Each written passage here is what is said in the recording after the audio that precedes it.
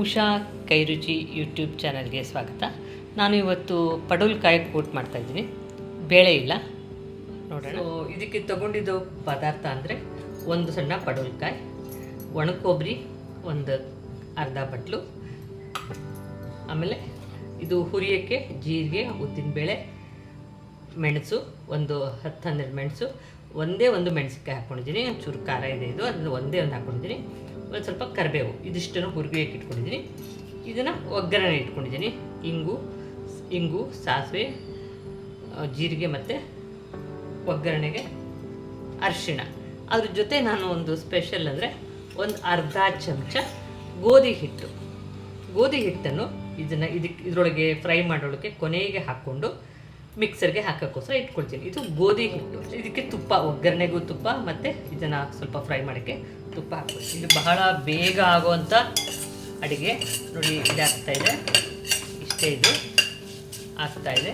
ಉದ್ದಿನಬೇಳೆ ಒಂಚೂರು ಕೆಂಪಗಾದರೆ ಆಯಿತು. ಗೋಧಿ ಹಿಟ್ಟಿಗೋಸ್ಕರ ಒಂದು ಚಿಟಿಕೆ ನೋಡಿ ಗೋಧಿ ಹಿಟ್ಟು ಹಾಕ್ಕೊಂಡಿದ್ದೀನಿ. ಗೋಧಿ ಹಿಟ್ಟು ಹಾಕ್ತೀನಿ. ಇದರೊಳಗೆ ಒಂದು 3/4 ಚಮಚ ಹಾಕಿದ್ದೀನಿ, ಅಷ್ಟೇ ಸಾಕು. ಇದನ್ನು ಒಂದು ಚಿಟಿಕೆ, ಅದ್ರ ವಾಸನೆ ತುಂಬ ಗಮ್ಮಂತ ಇರುತ್ತೆ ನಿಮಗೆ. ನೋಡಿ ಬಂದ್ರಿ ಹಾಕ್ಬಿಡ್ತೀನಿ. ಒಣಕೊಬ್ಬರಿ ತೊಗೊಂಡಿದ್ದೀನಿ ನೋಡಿ. ಇದನ್ನು 1 ನಿಮಿಷ ಹುರ್ಕೊಂಡ್ರೆ ಆಯಿತು. ಅಷ್ಟೇ ಗಮ್ಮಂತ ವಾಸನೆ ಬರ್ತಾಯಿದೆ. ಜೀರಿಗೆ, ಮೆಣಸು, ಉದ್ದಿನಬೇಳೆ ತುಂಬ ಚೆನ್ನಾಗಿ ಬರ್ತಾಯಿದೆ ವಾಸನೆ.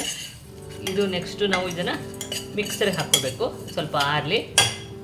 ಇಲ್ಲ ಒಗ್ಗರಣೆಲ್ಲೇ ನಾನು ಯಾವಾಗಲೂ ಮಾಡೋದು. ಸೊ ಅದನ್ನೇ 1 ಚಮಚ ಹಾಕ್ಕೊಂಡು ಈ ಪಡವಲಕಾಯಿನ ಹಾಕಿ ಬಾಡಿಸ್ಕೊಂಡು ಒಂದು ಸಲ ಕೂಗಿಸ್ಕೊಂಡ್ಬಿಡೋಣ. 1 ನಿಮಿಷ ಆಗಲಿ. ಒಂದು ಪಡವಲಕಾಯಿ ತೊಗೊಂಡಿದ್ದೀನಿ ನೋಡಿ, ಫ್ರೈ ಮಾಡಿದ್ದೀನಿ. ಅದಕ್ಕೆ ಒಂದು ಅರ್ಧ ಲೋಟ ನೀರು ಹಾಕ್ಕೊಂಡ್ಬಿಡೋಣ. 1 ಚಿಟಿಕೆ ಉಪ್ಪು ಹಾಕ್ಕೊಳ್ತೀನಿ. 1 ಚಿಟಿಕೆ ಸಾಕು, ಇಲ್ಲ ತುಂಬ ಉಪ್ಪಾಗಿಬಿಡುತ್ತೆ. ಆಮೇಲೆ ಹಾಕೋಣ. ಈಗ ಮುಚ್ಚಿ ಒಂದ್ಸಲಿ ಕೂಗಿಸ್ಬಿಡೋಣ. ಇದು ಕೂಗೋಷ್ಟೊತ್ತಿಗೆ ನಾನು ಮಿಕ್ಸರ್ ಹಾಕ್ಕೊಂಬಂದ್ಬಿಡ್ತೀನಿ. ನೋಡಿ ಚೆನ್ನಾಗಿ ಬೆಂದಿದೆ.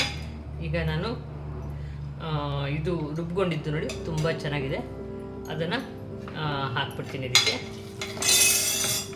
ಆರಾಮ್ಸೆ 4-5 ಜನಕ್ಕೆ ಆಗುತ್ತೆ ನೋಡಿ. ತುಂಬ ಚೆನ್ನಾಗಾಗಿದೆ. ಮೆಣಸಿನ್ಕಾಯಿ ಒಂದು ಒಗ್ಗರಣೆ ಕೊಡಬೇಕು. ಸೊ ತುಪ್ಪದಲ್ಲೇ ಕೊಟ್ಟರೆ ಎಲ್ಲ ಚೆನ್ನಾಗಿದೆ.